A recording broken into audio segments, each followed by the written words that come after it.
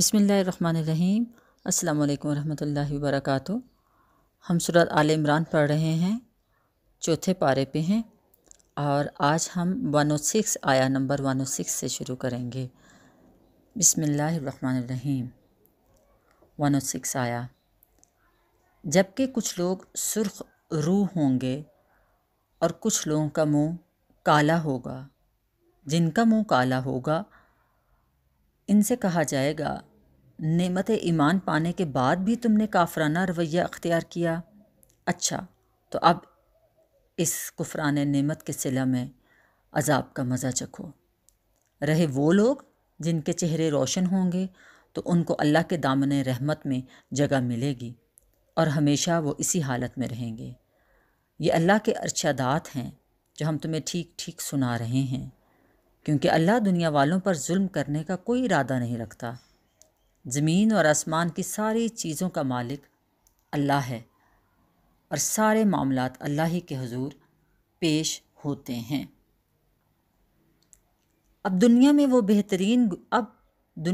بہترین گروہ تم ہو جسے انسانوں کی ہدایت اور اصلاح کے لیے میدان میں لایا گیا ہے۔ تم نیکی کا حکم دیتے ہو، بدی سے روکتے ہو اور اللہ پر ایمان رکھتے ہو۔ یہ اہل کتاب ایمان لاتے تو انہی کے حق میں یہ بہتر تھا، اگرچہ ان میں کچھ لوگ ایماندار بھی پائے جاتے ہیں، مگر ان کے بیشتر افراد نافرمان ہیں۔ یہ تمہارا کچھ نہیں بگاڑ سکتے، زیادہ سے زیادہ بس کچھ ستا سکتے ہیں۔ اگر یہ تم سے لڑیں تو مقابلہ میں پیٹھ دکھائیں گے، پھر ایسے بے بس ہوں گے کہ کہیں سے ان کو مدد نہیں ملے گی۔ یہ جہاں بھی پائے گئے ان پر ذلت کی مار ہی پڑی۔ کہیں اللہ کے ذمہ یا انسانوں کے ذمے میں پناہ مل گئی تو یہ کوئی اور بات ہے۔ یہ اللہ کے غضب میں گھر چکے ہیں، ان پر محتاجی اور مغلوبی مسلط کر دی گئی ہے، اور یہ سب کچھ اسی وجہ سے ہوا ہے کہ یہ اللہ کی آیات سے کفر کرتے رہے اور انہوں نے پیغمبروں کو ناحق قتل کیا۔ یہ ان کی نافرمانیوں اور زیادتیوں کا انجام ہے۔ مگر سارے اہل کتاب یکساں نہیں ہیں۔ ان میں کچھ لوگ ایسے بھی ہیں جو راہ راست پر قائم ہیں، راتوں کو اللہ کی آیات پڑھتے ہیں اور اس کے آگے سجدہ ریز ہوتے ہیں، اللہ اور روز آخرت پر ایمان رکھتے ہیں، نیکی کا حکم دیتے ہیں اور برائیوں سے روکتے ہیں، اور بھلائی کے کاموں میں سرگرم رہتے ہیں۔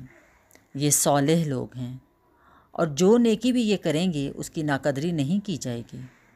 اللہ پرہیزگار لوگوں کو خوب جانتا ہے۔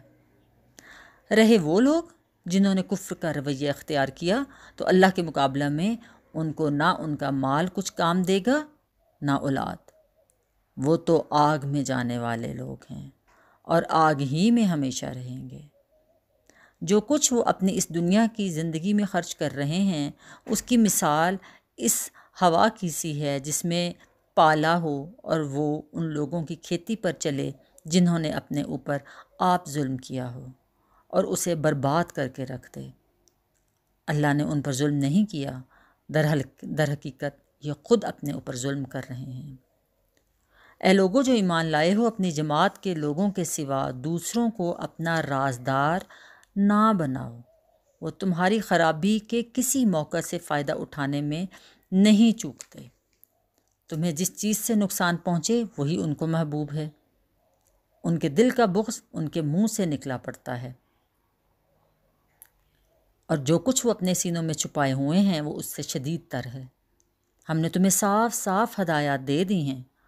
اگر تم عقل رکھتے ہو تو تم ان سے محبت رکھتے ہو، مگر وہ تم سے محبت نہیں رکھتے، حالانکہ تم تمام کتب آسمانی کو مانتے ہو۔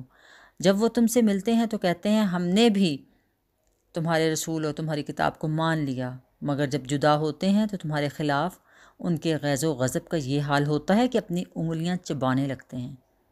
ان سے کہہ دو کہ اپنے غصہ میں آپ جل مرو، اللہ دلوں کے چھپے ہوئے راز تک جانتا ہے۔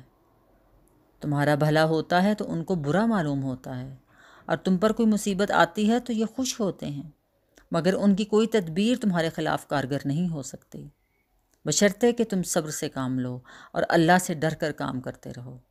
جو کچھ یہ کر رہے ہیں اللہ اس پر حاوی ہے۔ جب تم صبح سویرے اپنے گھر سے نکلے تھے اے پیغمبر اور احد کے میدان میں مسلمانوں کو جنگ کے لیے جا بجا معمور کر رہے تھے، اللہ ساری باتیں سنتا ہے اور وہ نہایت باخبر ہے۔ یاد کرو جب تم میں سے 2 گروہ بزدلی دکھانے پر آمادہ ہو گئے تھے، حالانکہ اللہ ان کی مدد پر موجود تھا، اور مومنوں کو اللہ ہی پر بھروسہ رکھنا چاہیے۔ آخر اس سے پہلے جنگ بدر میں اللہ تمہاری مدد کر چکا تھا، حالانکہ اس وقت تک تم بہت کمزور تھے، لہٰذا تم کو چاہیے کہ اللہ کی ناشکری سے بچو۔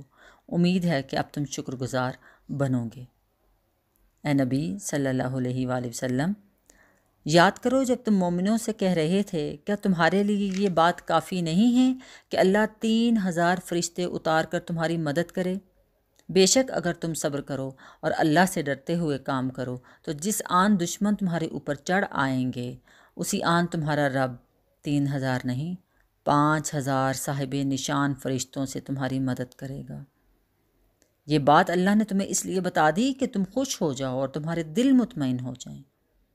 فتح و نصرت جو کچھ بھی ہے اللہ کی طرف سے ہے، جو بڑی قوت والا اور دانا و بینا ہے، تاکہ کفر کی راہ چلنے والوں کا ایک بازو کاٹ دے یا ان کی ایسی ذلیل شکست دے کہ وہ نامرادی کے ساتھ پسپا ہو جائیں۔ اے پیغمبر، فیصلہ کے اختیارات میں تمہارا کوئی حصہ نہیں، اللہ کو اختیار ہے، چاہے انہیں معاف کرے چاہے سزا دے، کیونکہ وہ ظالم ہیں۔